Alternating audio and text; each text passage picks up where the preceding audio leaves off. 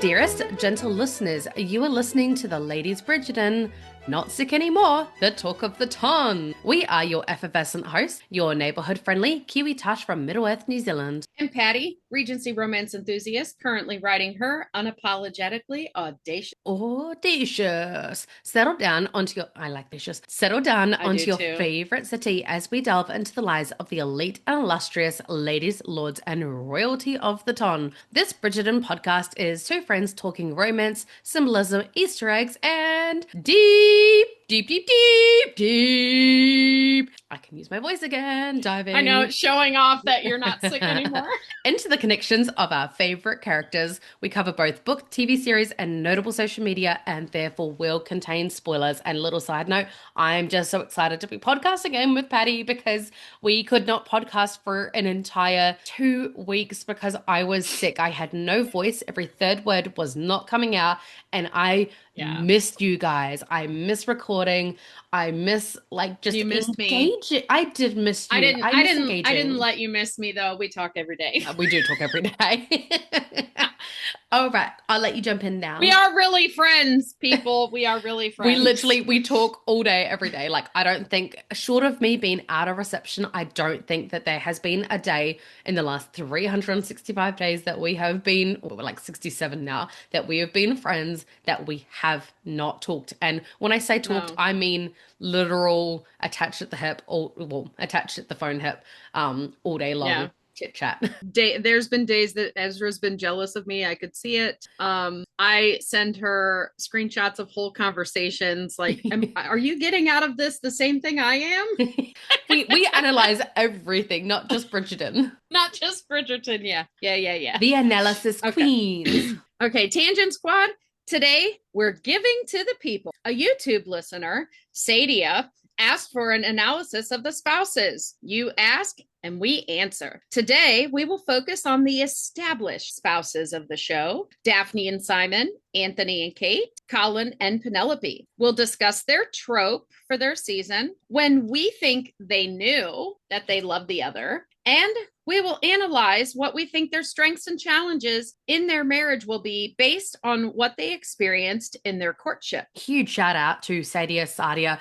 Again, please send us phonetically how to pronounce your name because we would love to get it correct. We love when listeners send in requests because, I mean, this is fun for us. Like, these are silly. And sometimes it's like, all right, what are we going to do this week? And there's so many options to choose from. Want to do. Yeah. There's so many options. And it's like when you're on Netflix and you're like, we could do this or this or this or this or this or this or this. And then you don't I was just about to say that. Patty really struggles with decision paralysis. Yeah, exactly. If I have too many options, like for example, when I went on my cruise and I flew to Tampa and we were staying in a hotel the night before, because that's what you do in America, because you're not sure, like you don't want to fly same day. Don't do it. Yeah. No. I decided I'm going to get food because I'm starving. I haven't eaten since the morning and all they give you on the flight is a little pack of snacks. I'm still mad that he insulted. Still bitter. Bitter. What is it that you don't like that he does? I said collections. I was just looking at a pot. You're like, I don't do collections. He loves collections. But I still think you guys would get along. And I'm good. I'm really good at knowing who will be friends. Yeah. So I am looking now. I'm from a smaller town, like not super small town, but a smaller town in Ohio.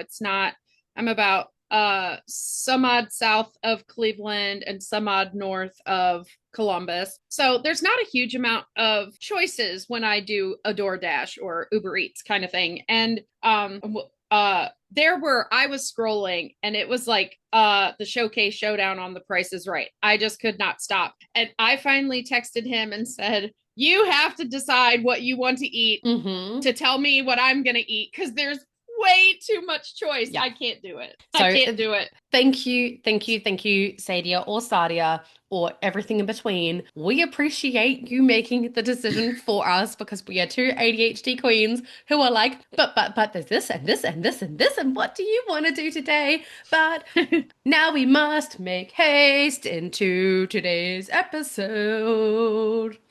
Yes, and real quick, in lieu of Bridgerton news, because I don't think there's a whole bunch of No. Bridgerton news, I do want to put the PSA out. We have to do it every now and again. I already put something in our Facebook group. The flukes be fluking. So please be careful. They are not going to message you. If somebody's messaging you, especially if they ask for money, they are not the real deal. Okay. No. And so please be careful when talking with anyone on the internet, let alone somebody who claims they're a famous person. And now I'm done. We're clear. Now we can talk. Additionally, Patty has actually now added us onto an app or website, whatever you want to call it, called Buy Me a Coffee. Today's coffee is sponsored by my husband. Now for our pod snacks segment. What are we snacking on today? Well, I was going to say the pod snack. My snack, I did a bacon and egg muffin and a hashi and a large caramel latte, which is my Monday. That's my special treat on a Monday as I drop off my son at kindy. I pick myself up a cheeky Macca's order, and then I come home to start recording straight away. Yeah, and that's McDonald's for the Americans. Now tell your story because I interrupted you and I'm so sorry. No, you're all good.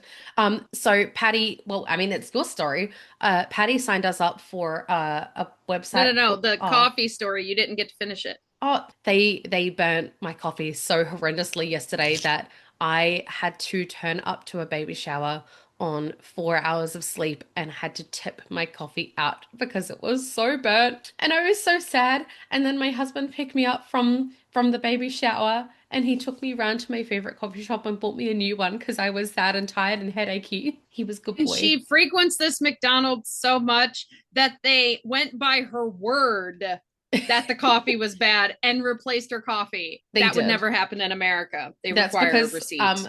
They say that I'm their favorite customer. I drive, it's 2 minutes from my house and I drive through 3 times a week for coffees. And they were like, because they were like, usually you've got to ring up and do all the things. And I was like, just tell the manager that I'm here. And she's like, okay. And then she's like, it's her. Of course, just do it. I was like, hi, girl. And they always wave at me emphatically. They're adorable. I love them. Now, Ladies Bridgerton podcast. Yes. We love doing this and we're basically asking, your physical support is amazing and there are plenty of free ways to support us. Join as a subscriber on YouTube. We're trying to grow our subscribers and our content on there to help fund this podcast. And we've signed on to Patreon as well as Buy Me a Coffee. And we're the Ladies Bridgerton pod on Buy Me a Coffee. The link is in our Facebook group. And I will include it in this video's, it'll be on the links in the video now. And so on Patreon, it's pretty much a subscription and you get different things for different levels. We only have one level at this time as we're thinking about how we want to do the next levels. This is a work in progress, as are we. And Buy Me a Coffee right now is just a way, you can do a one-time show of support if you want to buy our snacks, because that's basically what we're going to do with the one-time donations or whatever support. You're going to become the sponsor of this segment, the podcast, the pod snacks segment, which, by the way, my pod snacks of the day are my ADHD millions of drinks. I have loose leaf tea. I got my new. It's so cute. The little bumblebee. I got my new diffuser, which is a little bumblebee. Which so I got some hot tea. It matches the bumblebee I have on my keyring. Exactly. And I have my electrolyte water because I went back to low carb. I have a soda, but I'm not going to name soda company names. And I'm having pork rinds and chip dip because that's pretty low carb snacky snack. So mine's basically, yes, yours was a lot of carbs. Laughs and chins. So We're gonna start doing a segment because we always have We are snacks. We always say that. exactly. We always have snacks. So, if you send us a one time on buy me a coffee, we may buy coffee with it. We I will be may buying coffee with it. we may buy cookies in America, biscuits in New Zealand. We might buy crisps or chips. But you will be the sponsor of our Pod Snacks segment of our podcast. And I do plan on adding other things on there. I got an idea from, I believe it was Maria in the Facebook group. I am currently working on turning my fan fiction, Do You Remember How We Met, into a little e-booklet. Cute. To sell on there.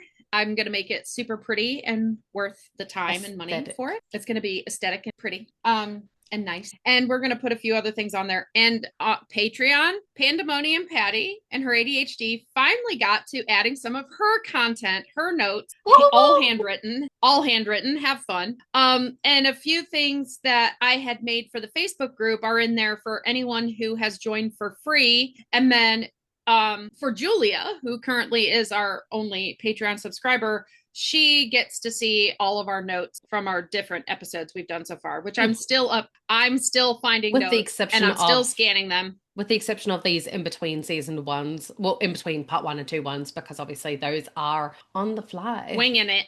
Well, and it's not like the notes are not getting put in there when the podcast occurred, because Patty has a backlog of handwritten notes that she's scanning and trying to group together to upload. But they're there. Julie, I hope you've enjoyed them. All right. So there we go. Now we must make haste into today's episode. We do have to be quick with our episode today, or we might just have to pause and come back to it, because I have private viewings for my house today in 1 hour and 14 minutes, and I still have to tidy. Yep. I'm just gonna say this real quick. If you want to get a glimpse of the cutest little boy in the world, by the time this gets posted, I will have YouTube video up. Please go watch the Bridgerton sorting hat of Gregory and Lucy, because he tries to help in the pod. Gregory is not the cutest little boy in the world. It's my little Ezra. Okay, so are we gonna just go in order and start Daphne Simon? I do think we go in order. And I like, obviously Daphne and Simon is where the love affair with Bridgerton began for most people. Their season of the show. I was not a fan of that book. No, of the TV series. Sorry, the TV series specifically.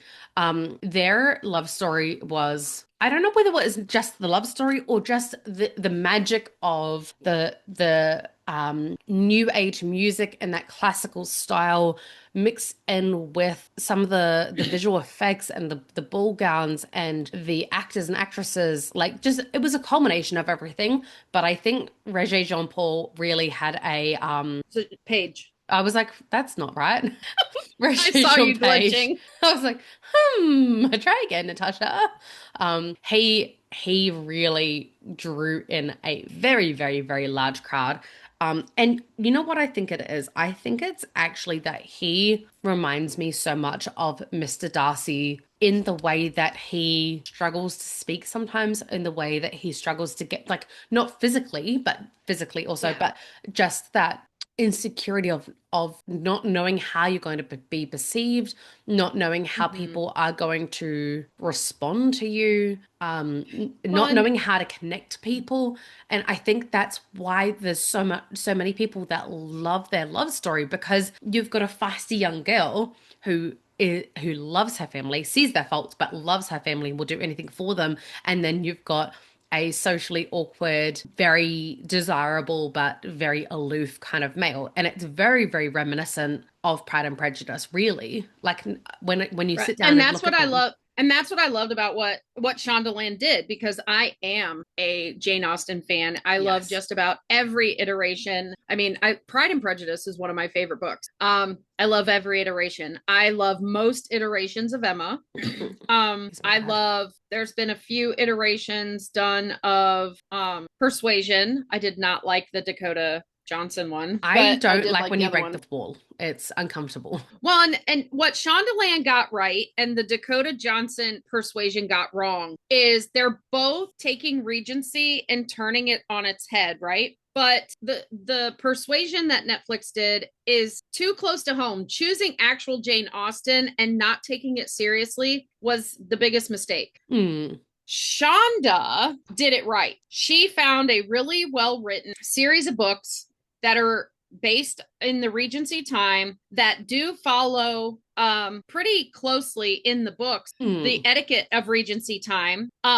But they are hot, steamy romances, so they're never going to be considered a classic, right? Mm-hmm. It's no Jane Austen. Oh, And when no, you look at people in 100 years' time are going to be like, these are classic books.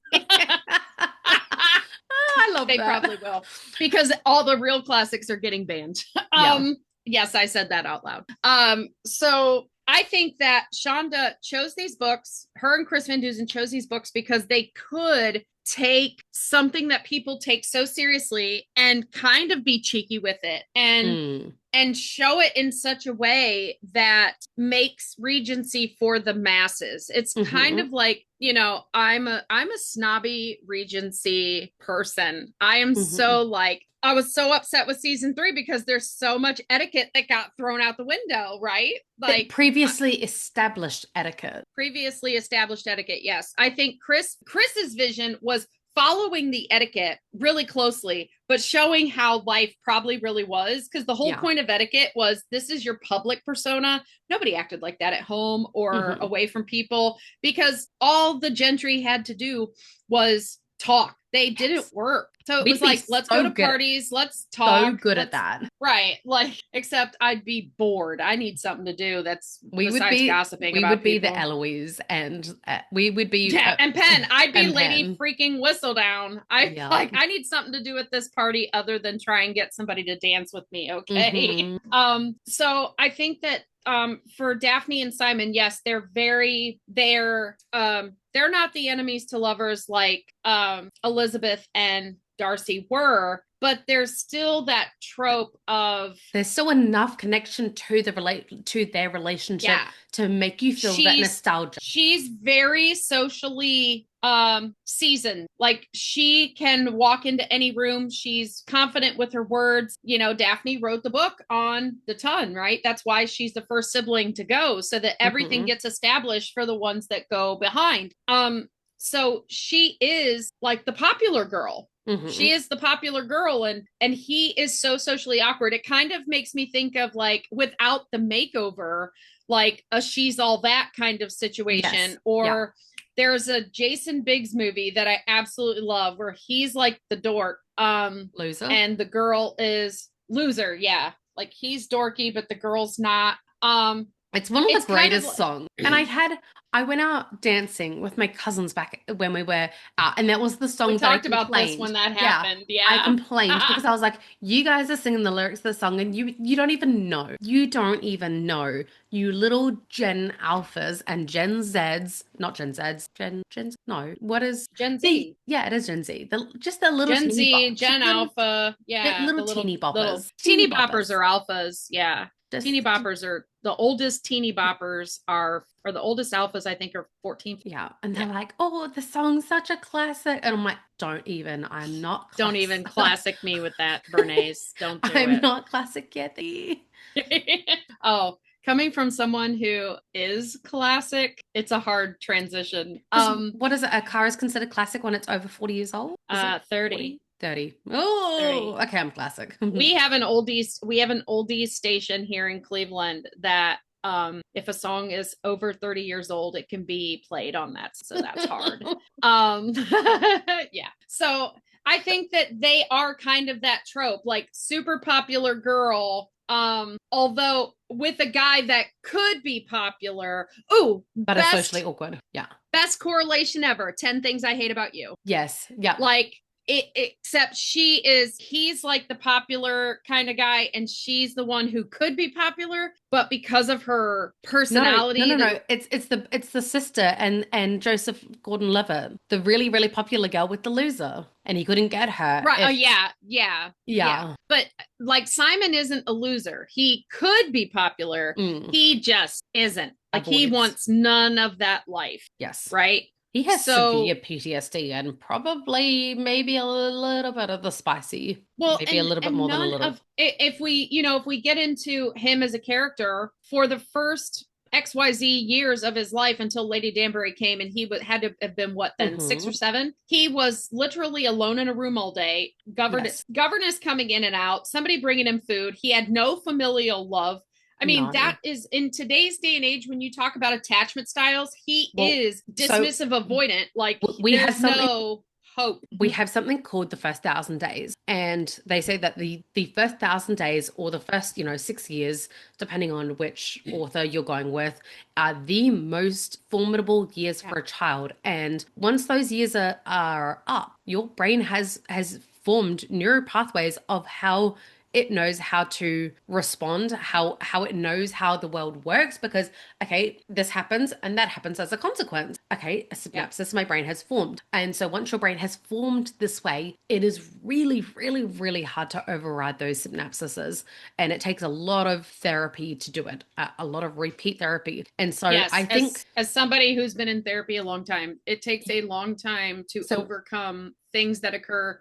I think in the US, most attachment style talk about the first 4 years, which would be Yeah, about 1,000 days. yeah. It's 1,200 and something or whatever, but Mm, 0 to 4, birth to hmm. 4, because after that, kids start experiencing more of the world, going Yeah, to kindergarten. preschool, then Yeah. kindergarten and stuff like that. So 0 to 4 is pretty much their attachment to the world based on their attachment to their caregivers, because that's the only people they've experienced in that time. Hmm. And we learn, much like animals do, like when you see puppies, I mean, they call it puppy eyes for a reason. Hmm. Baby animals do cute faces and stuff so that you want to take care of them. And babies do the same thing. And if they don't get answered, if they don't get taken care of when they're doing the things instinctually that their body's instincts tells them to do, then it just creates chaos in their brain, So or pandemonium if you're petty. for Simon, we see that he was probably about 4 years old when Lady I would Danbury. say he's more like 6, No, no, no, when maybe Lady. 5 or 6 when Lady Danbury came, I thought he was a little because bit younger. he was doing school, like he was Yeah. working Okay. on Yeah. schoolwork and stuff. So yeah, yeah. So 5 or 6. So he had no love, affection, anything, no secure attachment up until that point. It was just whichever staff member was paid to be there to take care of him. And Lady Danbury is not a super affectionate person, so as much as I love her, he still didn't get much affection. No, and He got taught how to make his way in the world for I sure, think but it's he didn't get why. love and affection. I think it's why that first dinner party that he goes to kind of, I think that was the first inklings of love for Daphne, was falling in love with not just her as a person, but her as a family member, and seeing what healthy attachment and healthy families can look like. And I think there's Mm-hmm. probably a little bit of jealousy in that as well. Like, and I think that's kind of where this big divide between Simon and Anthony starts kicking in, is he's like, hang on a minute. I thought we were kindred spirits in that we were thrust into this role that we never wanted, and you're acting like your life is so hard done by, like mine. I was never loved. I was never shown affection. I was dismissed. You've got this amazing family and you're still acting like this? Come on, dude. And I think that is kind of where that rift came from on Simon's side, because he saw just how happy they were as a family. And even though they were fighting and they were snarking and they were throwing peas and being silly, he's like, this is what family is, It's being Well, silly but loving each other. and I kind of give it Lori vibes from Little Women. Like he Hmm. fell in love with her family first. Yes. Yeah. Like Lori had Laurie didn't have much love. He had lost his parents. His grandfather Hmm. was raising him. He was away at boarding schools forever. And then he got a tutor at home, and there wasn't much love in that house. And he fell in love with the March family, and he Yeah. became a part of their family. And I think in that dinner scene is so important because Simon, I think, thought for the first time, here is somebody that I could love or could marry. I don't think he actually said, I am in love with her, because he didn't think he'd ever have that at all, because he didn't want to carry on the line. But I think he goes, this is somebody, because she, unlike everyone else, kind of like how we talked about Colin and Penn, how Penn was different because every other woman in the ton is dragging a man to, if any little tiny thing happens, Hmm. they Stowell them, where they drag him to their parents and try and make him marry him over every little thing. And Penn was like, no, your family will see me. Let's keep this secret. Yeah. Much in that same thing, Daphne, everybody else is running up to the Duke, throwing their daughters at him. Like he is the catch. Hmm. And nobody even knows what he's like. Yes. Nobody knows his personality. They just know they only he want looks his like his dad. father's title. He looks like his dad. He has his father's title. He has his How is father's that? title.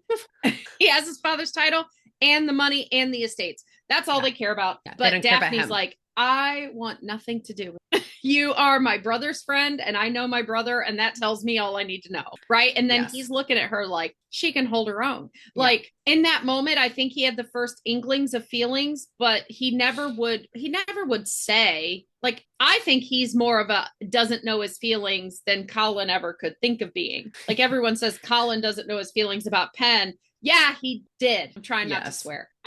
But Simon didn't. Like Simon, I don't think Simon realized he loved her Well, the until difference he gave that speech to the is queen. that Obstacles. Colin had seen healthy attachment. Colin had experienced familial love. Colin had experienced Yeah. friendship love. He had experienced love in so many forms, watching his parents love, watching his siblings love, having love with his family, having love with Penelope as a friend. He had experienced so many forms of love. I think the closest form of love that Simon had ever experienced was with Will and Anthony. Right. And that Yep. was still guarded. Like Anthony, I think, And still had much very limited information. I think Anthony did actually know a fair amount about Simon's upbringing. I think he was just holding out on Daphne because he knew it wasn't really his place to say. Yeah, and true. I agree there. And I think that Simon is a true dismissive avoidant.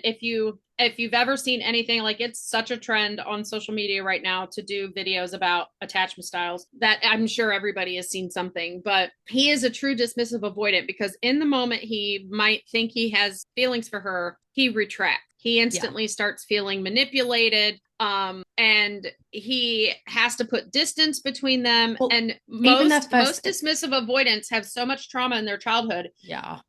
And kids tend to blame themselves even if their Hmm. parents get divorced and whatever. We know that he believes he's defective, and he thinks that if he lets anybody behind his persona of society, that they'll see his defectiveness. And that is why Daphne's speech at the end is so important, right? Yeah. Because he felt defective. He felt like in that moment he sees all this, that he's ever wanted is in this room, Hmm. and he instantly doesn't feel deserving of it, and he instantly shuts down any hope or any thought of this becoming Yeah. anything real, because he wants her to have what he's seeing because she knows it, and that's what she deserves. So he instantly is like, that's not me. I think as well is that even the very first interaction, as you said about how like he's always aware of being manipulated, he literally thought that their first interaction was Daphne trying to manipulate him, but realistically it was her just trying to get away from Nigel Burbook. So she was manipulating in the way of, hey, can you just go along with this ruse so I can get away with this person from this person, but from someone who has had it up to his eyeballs of women throwing themselves at him with any means possible. Of course his first instinct is going to be to No. think that she's pulling a play out of the playbook. Exactly, because she's doing the exact same thing he does. She's using a typical female thing Yes. to get away from a Save man me. Yeah. that she is not interested in. It's the save me trope. Pretend to be my friend, pretend to be my boyfriend, pretend to be courting me, pretend to be whatever, pretend to be somebody I'm meeting so this guy leaves me alone. Like, Yes. ladies, you know what I'm talking about. I think that Um, he only finally took this seriously and really understood, yes, she was trying to escape Nigel when he came across her knocking him out. And he was yes, like, I think oh. then he realized, And oh, that is when right. he formulated this plan to form a fake attachment because he's like, and he's actually a really, really quick thinker because like that was a lot of thinking to do in a very short amount of time. Like, oh, okay, yeah, that dude But is he after her. realized Like, that the fake dating thing would help the both of them, because in that moment with Nigel there, and Nigel would not want to tell anyone that he was hit by a girl, he already saw how Nigel would spin it and she uh, would be ruined. And he yes. knew that. And that was his first act of love without understanding that he loved her yet. And especially because he, like coming from a boxing background, I think that unlike other males of the time who would think it unsightly for a woman to do something like that, I think he's like, get it, girl, like proud of you, like that's really cool. I'm sure the next time he was in after they got together and everything can be said, and he has a Self-defense. conversation with Anthony, he's like, good job, dude. Taught your sister how to hit. Good job. I can imagine. I can And actually personally, I kind think Violet taught her, but whatever. I actually reckon, and I mean, there could be a whole spicy fanfic written out about this, that after the fact that he gives her box lessons, where he teaches her how to throw a punch, how to kick, Oh, yeah. that, and then it turns into like a whole thing. I think that would be an interesting scene to write out. Well, and I mean, I can't think about it right now, but I've seen training scenes where you have two people who have attraction for each other and they're Hmm. training, like, Hmm. they're okay, And like then in the and then Will rookie, walks in and he backs out real quick. in season 1 or 2, Lucy and Bradford are Hmm. training, Hmm. and you can see it You then, can like tell he's it's just like, affected. Yeah. yeah, yeah. So definitely think that trauma plays a big role in Simon, and that's why we get so many flashbacks with him. Hmm. But there's some trauma on Daphne's side because she lost her father so young that but she was at an age, she was, around 11, 12 years old. So she was at an Horrified. age where she deified their romance. She Yes. deified, Yeah. like she deified her father, and he became like her Prince Charming, and she was the first daughter, so he probably was. Can you imagine how Hmm. he would have been with his first daughter? Hmm. Like, yeah, he had 3 sons. Yay, great. I have plenty of spares. Finally, a little girl. Finally, a little girl. I am sure I could that imagine him having tea parties with her. little tea parties. Yes, Little tea that's where I was parties. going. Yeah. He seemed So like someone she very had comfortable in his masculine that he was fine in doing his those things. masculinity. Yeah. So I think that, and I think that that's the difference between Daphne and Eloise, because Eloise was younger. Mm. That and she, I don't. I think This Eloise was I interesting think on Eloise Reddit. popped out a little tomboy. I don't think I she ever wanted to be I a oh, girl. definitely. I think she didn't come out feminine at all. But on Reddit, somebody had posed, in their head, their canon is that Colin and Penn met very young, very young. Hmm. And I gave my Patty canon that they met after. Why am I not thinking of the dad's name right now? It's just gone. Edmund. Edmund, thank you. I was like, I Ledger? think No. Penelope came into the picture after Edmund's death because she doesn't act like she knew him at all in the show. Yeah. And she obviously in the books she met Colin way later, like after Edmund had passed. So like that's a thing people are questioning, like even there, like there's before Edmund's death and after Edmund's death with this family, right? Mm-hmm. So I think I think Daphne before Edmund's death was the little princess. I think she was daddy's little girl. Hmm. And I think Eloise and Francesca were very young, but Francesca was a mini me to Daphne. Like she even says, like, I started playing the piano because I wanted to do what Daphne was doing. And Eloise was just a little tomboy and they didn't know what to do with her. Which is why I think like Daphne got to learn. Like dad wants to spend time with his daughter. I think that's why she got to learn how to punch and stuff like that. And then after Edmund, it was a very different story. And I think she wanted a fairy tale. She made it obvious she wanted a fairy tale. And Simon believed he was defective and he's no Prince Charming and he can't Yeah. give her a fairy tale. So that's how that all played out. I don't even And think that's it why it was. took them so long. I honestly don't even think that it was 100% just what he was kind of telling her on the surface of, I can't be married, I can't give you children. I think that he felt like he wasn't worthy. Exactly. He was taught his whole entire life that you aren't worthy. You are, He's defective. yeah, Yeah. I can't even say the words that his dad said because they're just They're horrendous. terrible. Yeah. And it's So I upsetting. think he first started having feelings but didn't recognize them. But I think he realized he loved her when they were going to the queen. Yeah, I think that's the first time that he actually allowed himself to vocalize it out, to say it out loud and Yeah. make it real.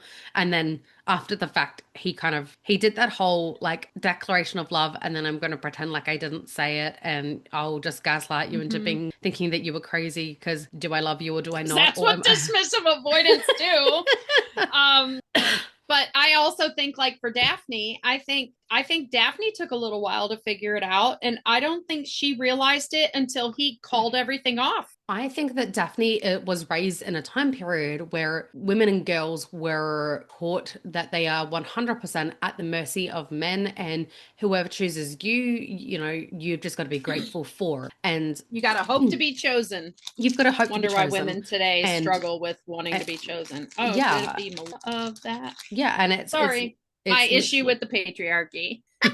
yeah, but it's literally like this is a problem that's been going on for yeah, literally centuries. Is that we're at the mercy of men yet again. And I think that Daphne knew that they were forming some sort of attachment and knew that he was playing along, but I think she knew at some point that it wasn't playing anymore and that they genuinely just enjoyed spending time together. I'd say that maybe like the first, like that first, what do you call it? Boulevard strut, Promenade. stroll, promenade. Thank you. I'm like boulevard strut. Come on, give me the word. Give me the word. Any word. I think that first promenade that was fake, but also at the same time forming the connection. Like they both thought, it's fake, but we also really enjoy each other, so we'll just play along. And then I think she knew that she had feelings for him, or at least some form of attraction, pretty much the entire time. The way that she was like, I mean, we see it all the time, and it comes back to this like they're mean because they like you kind of trope. Is Ugh, yeah, I she's hate that. playing that she doesn't like him because she's trying to hide the fact that she's attracted to him. That dinner, she just tried a little bit too hard to say, I don't like you. You smell. You smell. You have cooties. Yeah. It felt a little like that. So I actually don't really know at what point she acknowledged that she had feelings for him. I think More her than just true attraction. feelings, yeah, her true feelings she did not acknowledge till he called everything off and she realized how upset she was Yes. because That's a good point. Ice cream shop. she tried a little too hard to get the prince. Like she came in looking like a fashion plate. Mm-hmm. And then when he steals her away the night that she's going to get proposed to by the prince, I mean, she's so angry at him. I'm going Even to though be a she's like, princess. even though she's like, I'm going to be a princess. She's mad at him. Like, I shouldn't even be doing this. Why am I even entertaining a prince, stupid dupe? Like, I don't want the prince. I totally. don't care about the prince. He's just the backup. Exactly. And I think it was like, the this first is time. just my backup plan. I think that was sort of what made him realize that she loved him was that he knew that the prince was her backup plan and not her first choice. Like he is a Mm-hmm. prince and she still wants me, Mm-hmm. not my title, because she could have the high, Right. like short of often the queen, like And that's the I highest can't title you give can her get. anything she wants. I can't give her anything she wants. Give her anything she wants. Boo hoo. Have you even asked her what she wants? Really? No, you haven't. Well, I mean, That sounds a little too close to home. Moving on. he was right in that though. Like, yes, With I mean, this is a big one, but and the thing, I do.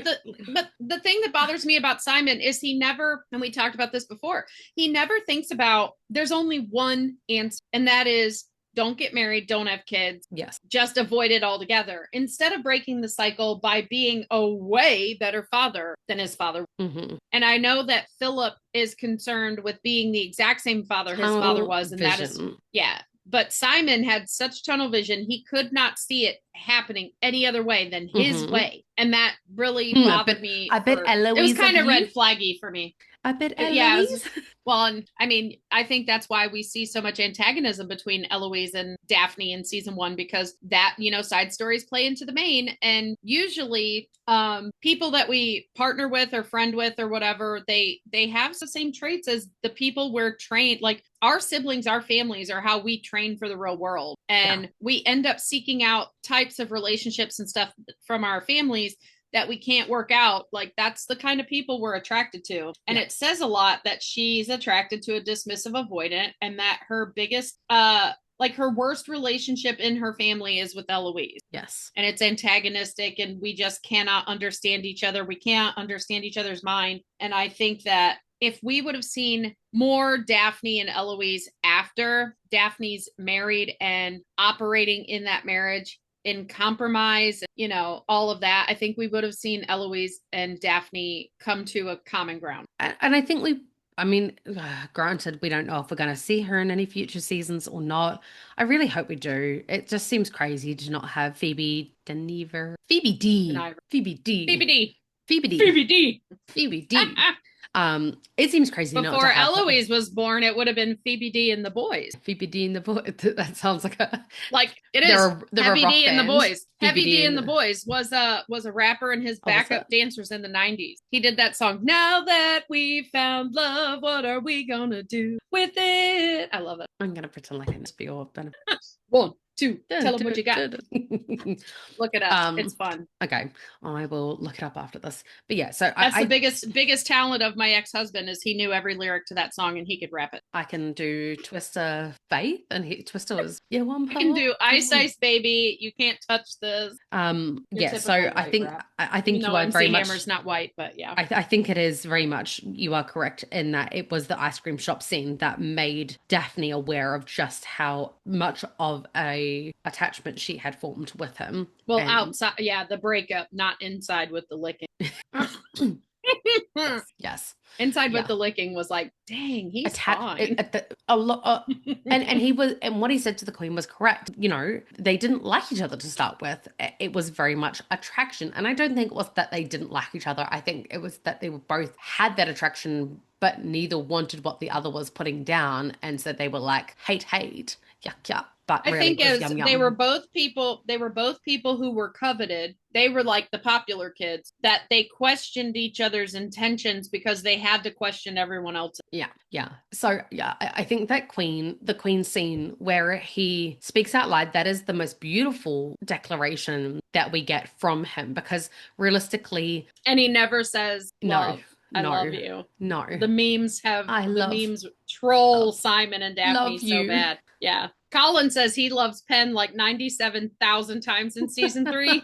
And it doesn't even start until episode 5. 4. Yeah. Episode 5, he officially says, I love you. Mm-hmm. And then he tells the whole world. And it's like 97,000 times in 4 episodes. But she Simon counted. never says it. I promise you, once she counted. I didn't. Patty exaggerates everything. It was not a hyperbole. It was an under-exaggeration. It was 97,305 actu. Yeah. It happens a lot. I saw it in his eyes. We should start counting it when we start the last 4 episodes. I counted the I love yous in his eyes, okay? That's where my counting came from. I know. True. The carriage scene, that probably had 15,000 at least in that 6 minutes, whatever.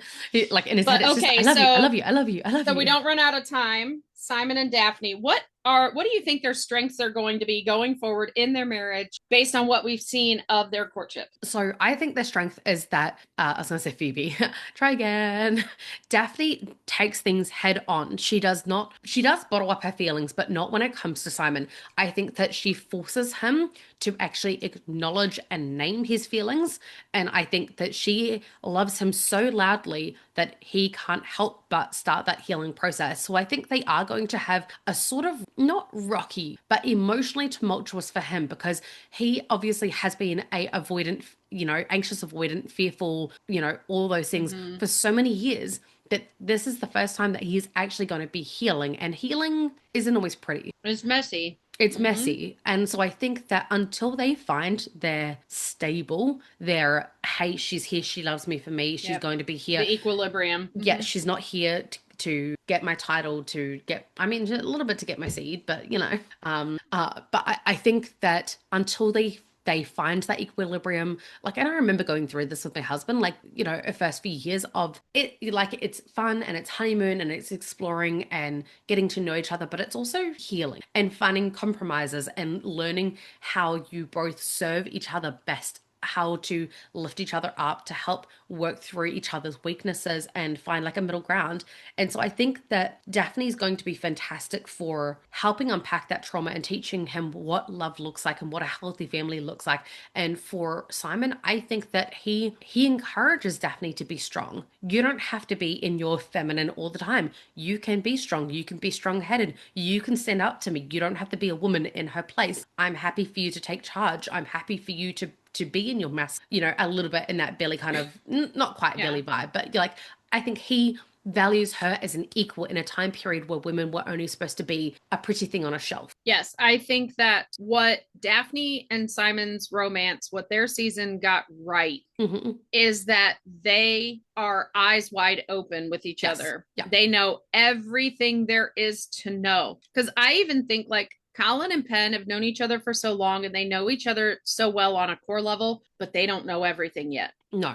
And I think that's what we're going to get in season 4 is in their marriage, and that first part of their marriage is going to be so much surprise about, I didn't know that about you, right? We got that in the books from Penn being like, I thought I knew Colin. I don't know Colin. Because when you're getting to know someone as a spouse and a partner, it is a completely different person. And very different. As someone who went from friends to lovers, like I remember, like maybe 2 weeks in, Stephen's like, can you stop calling me Bolton? Like, I'm Stephen. And I'm like, okay, Bolton. That's funny. Yeah. He like literally. Well, you do realize that's how like Jennifer Aniston, after the split with Brad Pitt, and of course they still have to do public appearances at times together, that's how she handled it, by calling him by his last name, calling him Pitt. That's how you separate the intimacy. Yeah. So he was like, we're intimate now, please call me something else. Yes. I'm like, Pookie Bear. No, I have never, although I'm not a nicknames person. I've always been that person that I never wanted to be honey, baby, any of that mess. I was so adamant about it back in the day. I do have a very unique nickname that only one person is allowed to call me. Don't say it out loud because, Guy's never going to let me live down Tushy Tacky Whoopee Cushion. But I am that person for him only. I'm watching a little bird. So we have a tiny crack in our driveway, and it's created like a little pool, and I'm watching this bird like run through this pool like it's like a little bird bath that we created just for him. Yes, totally. We have a crack in our driveway. It's a bird. You don't have a bird bath. You don't have a bird bath. You have a bird splash pad. But I'm just watching this little bird out the window, and I'm not ADHD. Wow. I swear. I'm that boring. Okay. No, it's just really cute. He's let me take a picture. Yeah, I think that Daphne and Simon are eyes wide open. So I think, dude, camera open. He's like, all right, Addies, no, you can't photograph me. You've got to pay for that. Pay me in seed. He goes, that was me in my water life. No, I can't. My friends cannot see this. You have to pay for photos around here, sir. So they see each other with eyes wide open. So I think they're always, because they were so open and honest with each other during the fake dating time, I think that's how it's always going to be. They're always going to be like the funny thing, bare bones. They were fake dating, but it was so genuine. Right, and that's the reason it was so genuine, because they had that armor of the fake, that they could be very real with each other, and it didn't matter. Because when it doesn't matter, you're able to be your authentic self instead of that fake self. Because they say about 90 days, there's a honeymoon period of about 90 days where you're trying to present your best self to someone. And it takes 90 days and then the curtain starts sliding back and people realize that the Wizard of Oz is just a man, kind of thing. So, and then we start showing our authentic selves. And I can see that. I've definitely had people that were like that with me. In most of my dating though, I've always been me. I did not do any of the stuff that, I don't know. I guess what I'm saying is with me, there's just no honeymoon period. I don't know. I'm But just, it's not, I'm just a girl. I'm just an Eloise. right, I'm just Eloise for real. Like there's going to be no honeymoon period. What you see is what you get. And I think they're at that point though. Like that's their best strength is they are who they are. They accept who they are, it perfectly imperfect, and they're going to be able to handle everything that comes their way because they already understand their worst sides of each other Yes. because they presented them so early. And I now think, what do you think about challenges though? and Well, that go was ahead. Like, okay, cool. This is kind of a challenge. That obviously their biggest obstacle was the portrayal of Daphne forcing Simon into a lifestyle that he did not want. yes. And I say lifestyle because obviously having a family is a lifestyle. And that was a huge, And I'm huge, not going to huge betrayal. downplay her experience because losing a child, having a miscarriage is emotionally traumatic, but was also kind of karma because that they would have never been able to get over it. She'd have remained. It was a huge, huge betrayal. And I think that the fact that they were able to get over it, the fact that they were able to work through it and they kept trying. Like, I mean, he did give up for a little bit and she understood that where she went wrong, they made amends and they worked through it together and they came, she didn't just say, well, no, you're having a child, rah, rah, rah, whatever. She understood that where he was coming from was trauma and she worked on that trauma to then unpack the reason why he wasn't having a kid rather than just, well, this is what I want and what I want is more important than what you want, which is what she kind of originally did was, it was Right. selfish. I mean, both of them were in the wrong, and I do want to actually unpack that all one day. But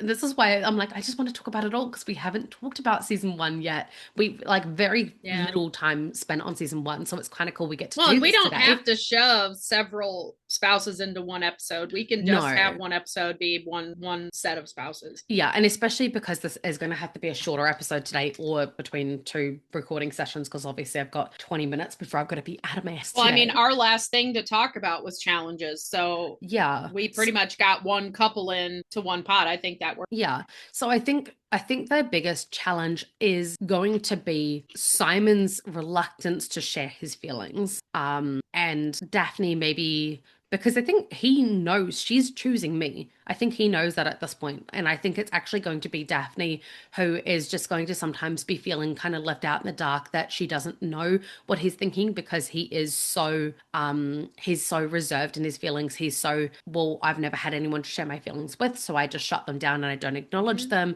And I mean that's why he has so much trauma still when he and Daphne start forming their attachment is because he's literally gotten to 20, 28, 29, 28, 29, 20, yeah. yeah, 28, 29 years of life without having ever unpacked a single one of his feelings because literally as Anthony says, you ran away from your problems. You went Yeah. gallivanting up and down the country until your dad finally died and you literally avoided every problem and probably added problems because who knows what kind of venereal diseases that dude picked up.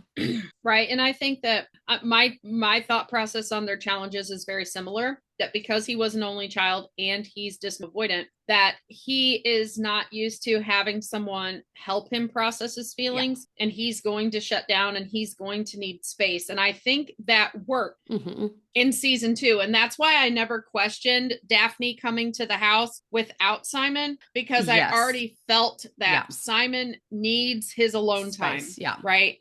He needs his space. And there would be times because they're starting to have kids, that adds even more pressure, Yeah. that he would need to go, oh, I've got to go handle this property. Can I please go by myself and have a few days? And she'd be like, sure, because she has him, she loves him, she understands who he is. And she's got what she wants, and she probably wouldn't want to traipse the babies everywhere except to her own Yeah. family's house. I can actually see Um, that because like they did do these things back in the day where like nowadays it's not super common for families to be separated, but back then you would just go visiting for a few months and it was quite a big mhm, trek between the properties, like as in Aubrey House and what's the estate mhm. that they live at? I don't remember their estate name, the Well, Duke. the Duke's place. And he's got multiple Um, properties because in season two, Clydesdale? Clive, Cliveden, Cliveden, Cliveden. Cliveden.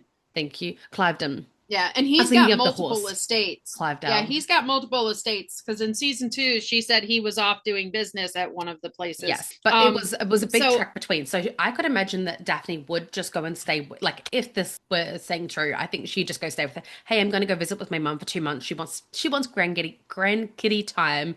Um, right, Lady D is going to come join us. You can just go do whatever you need right. to go do. Well, and it was not unheard of at this point in time in history. If you look at other Jane Austen books, a lot of English investors did have investments in the Americas, in the Bahamas. Hmm.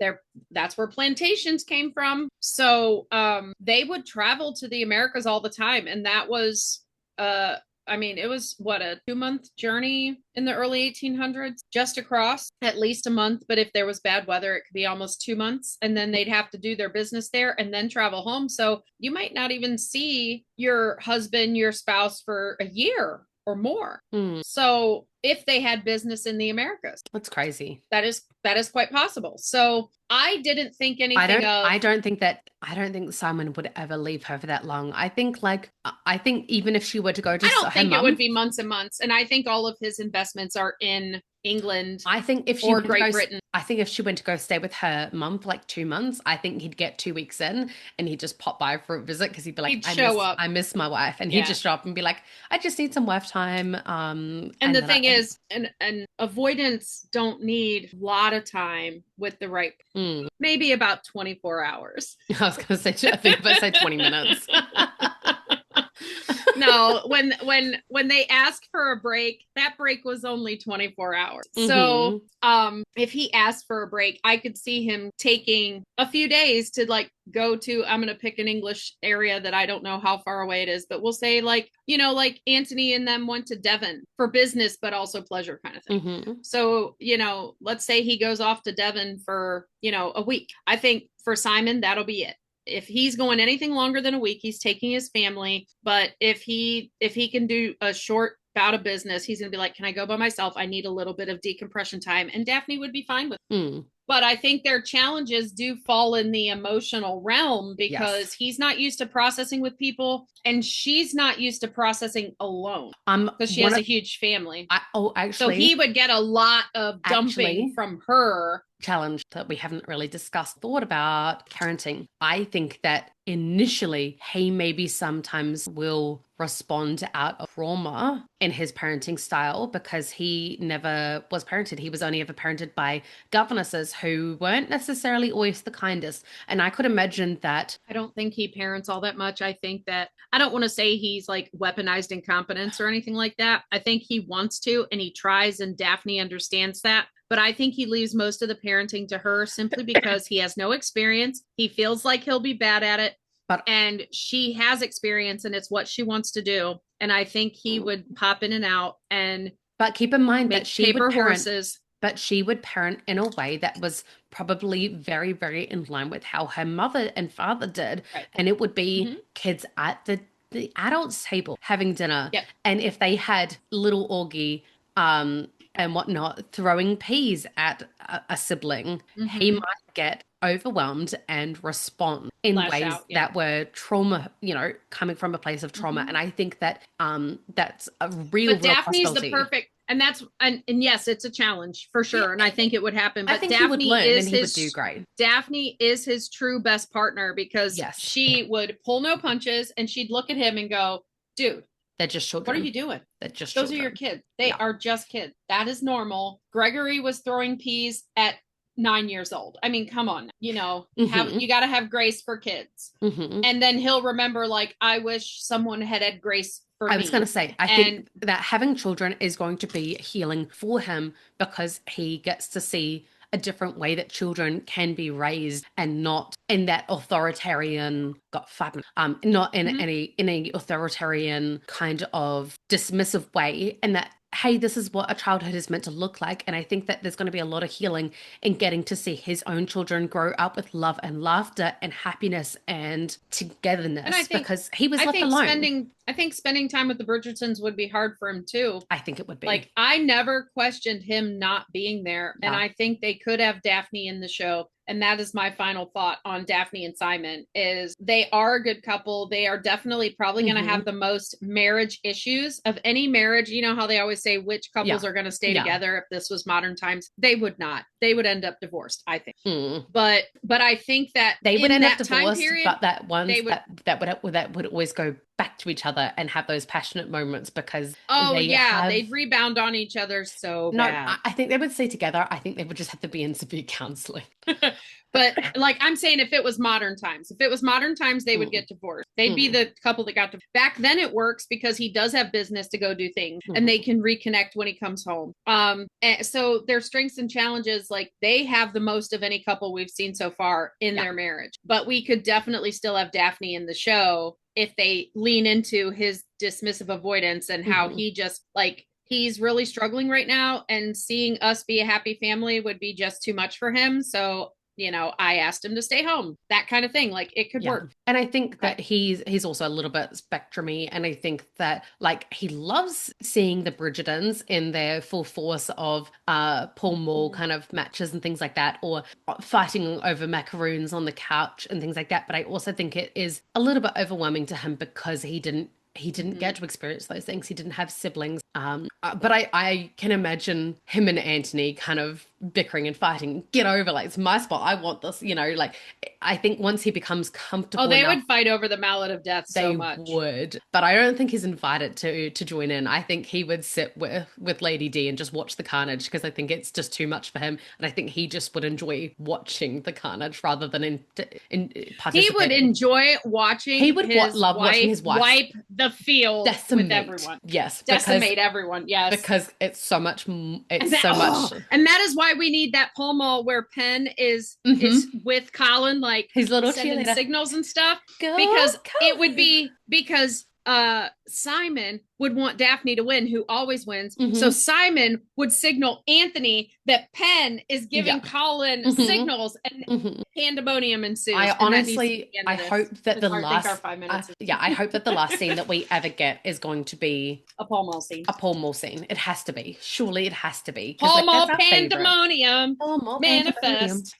Seeing as we are discussing our favorite Bridgerton couples today, that today's when we did Simon and Daphne, we wanted to read out one of our listeners who is our sponsor of our episodes. Yeah. So Julia is our Patreon subscriber that we have so far. And one of the things that come with being a subscriber on that first level is having your Bridgerton love story read on the podcast. And so today we are going to tell our listeners how Julia came to be in love with Bridgerton. The third season sparked her interest in the earlier seasons, and then she read the Bridgerton books, the sequels, the prequels, and the epilogues. So when she dove all in. All in. We Which love is it. kind of how Pollen season was like that for so many people. Like it just engulfs you. Yeah. Um, and then she moved on to Julia Quinn's other books, and she's about to finish all of them. Quinn is the only romance writer she's ever read. She's reading a book on the history of the genre, which by now is probably complete because we had this discussion a little while ago. And she's also reading, she's a big reader. She's an ADHD reader, it sounds like, because she's reading multiple books at once. She's also reading a book on the popular romance writers during the Regency period, because she wanted to really get into the characters. She wanted to know what Penn and Eloise would have been reading if they were reading romance A novels woman, at the a time. woman after our own heart. And can you imagine though? Like they didn't get a hold of Lady Chatterley's lover, that's for sure. They would have known a heck of a lot more than they did. No, they But had romance novels like Mrs. Butterworth. Yeah, for sure. And Austin, of course. She did ask, she wants her romance story, because we also, you can do your Bridgerton love story or your own real life love story. Hmm. And she is saving that one because she wants it to be told in romance novel elements. I So love that. so she's trying to figure out how to do that. She first watched Bridgerton because her husband was out of town, and her default viewing, she says, is British or British adjacent. I'm Hmm. down. And she was immediately smitten. Her first impression of Colin was, what a smug jerk. Her first impression of Penn is, why is this pretty and articulate young woman a self-described wallflower? I know. Agreed, Julia. Agreed. So much agreed. She understood there was so much more going on, and Colin finally overcoming his resistance to admitting his love for Penn is a great story. And she's watched it about a bazillion times, just like us, and she adores them, and she thinks it's the best friends to lovers ever. I would have to agree with that. I'm We pretty love fond. your Bridgerton love story, Julia. It is probably somewhat similar to a lot of people out there. I Hmm. think season 3 Very brought in a relatable. lot of new fans. Very relatable. But as a reader, like, I stand the fact that you didn't stop with the show Yes. and you read about the history of the genre and the I romance writers at the time. I I love that, feel love like that, love that. I feel like she's a kindred spirit of she would, if she were doing the podcast with us, be diving in to the details of researching the gravy boats, the books on the walls. The ferns.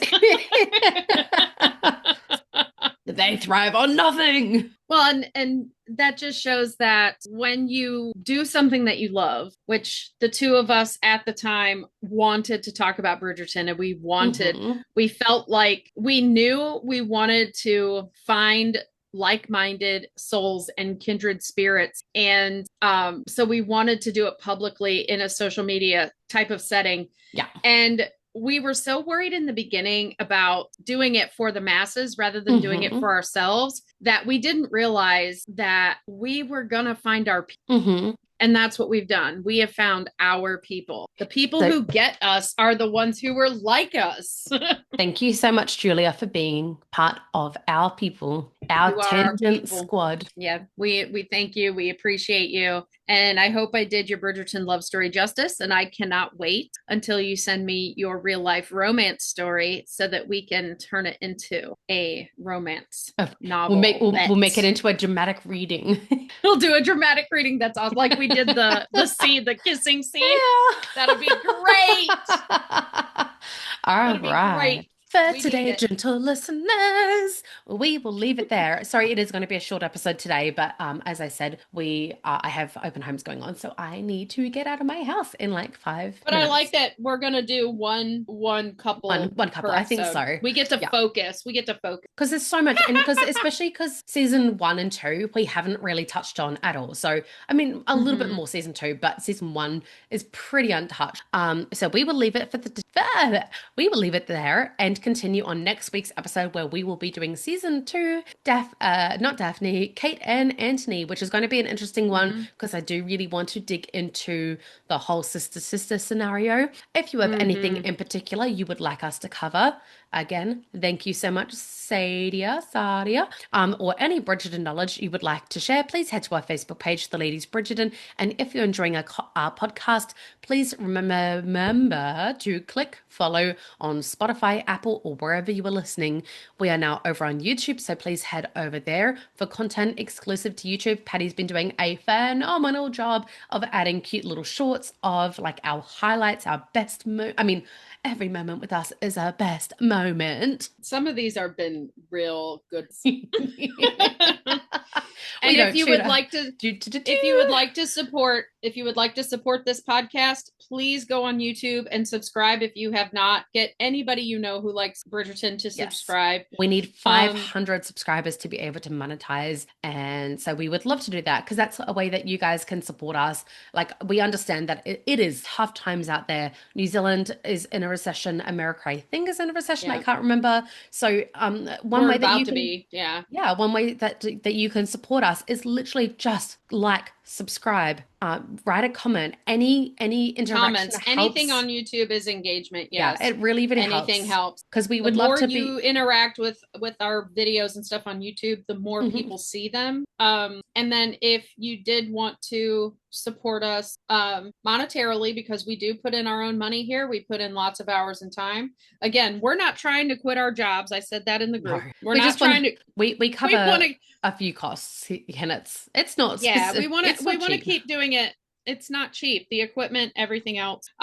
So you can go to Patreon and become a subscriber there, and there it is a every Two, month cost, but you two get US things from it. dollars. Yeah. And on Buy Me a Coffee, which is still in the works, like you could leave a monetary amount there, one time only, type of thing. Literally buy us a coffee, like enough, like look up the coffee prices in your Tash area, send us requires the amount. Yeah. caffeinating. And you will be announced as the sponsor of Pod Snacks, our segment where we talk about what we're snacking on today. Yes. But I'm also going And to it's add some not other Cullen. material there. Some other material there we think we're going to add in Today's to snack try. was Simon.